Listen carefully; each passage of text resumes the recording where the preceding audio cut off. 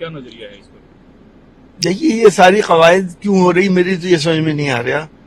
1991 का worship act सबको मालूम है, बिला वजह एक टेंशन पैदा करना पूरे देश के अंदर, और फिर ज्ञानवापी, उसके बाद न जाने कौन कौन सी मस्जिदें, और सब मिला के 3000 मस्जिदों के ऊपर प्रॉब्लम खड़ी करना चाह रहे हैं। तो आखिर इस देश में करना क्या चाहते हैं? कब तक कोई दूसरा आदमी जो है वो बर्दाश्त करेगा हर चीज को?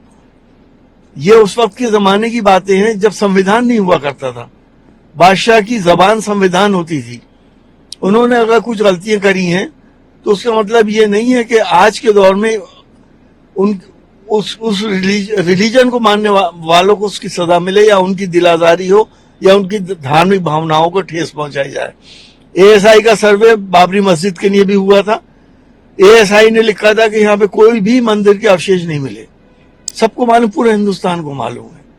अब इसका सर्वे हो रहा है, इसकी खुदाई होगी, क्या होगा, खुदाई में क्या मस्जिद गिराएंगे, या अगर मंदिर के भी एविडेंस निकलता है तो क्या करेंगे? ये सोचने की बात है। देश इन चीजों से नहीं चला करते। ये तो सर चूंकि कर लोगों को प्रार्थना स्थल के बारे में चीजें तय करनी चाहिए, क्योंकि आपने कहा जब बादशाह थे तो बादशाहों के हुक्म पे कुछ हुआ तो उस गलतियों को अब ठीक नहीं किया जा सकता। जाहिर है 500 साल पहले क्या हुआ था क्या नहीं हुआ था कुछ पता नहीं।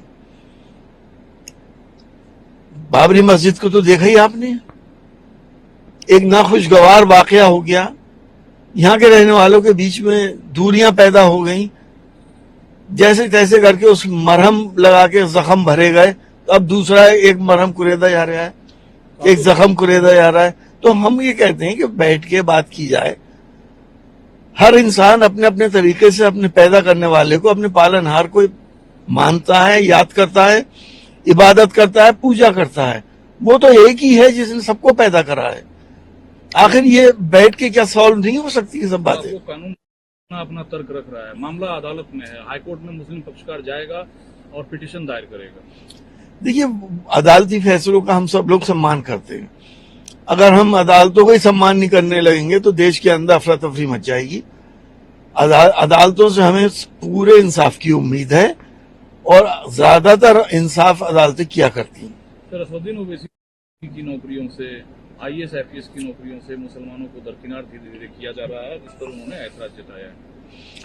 देखिए, मुझे इस बारे में नहीं मालूम है। अगर ये बात सच है तो गलत है।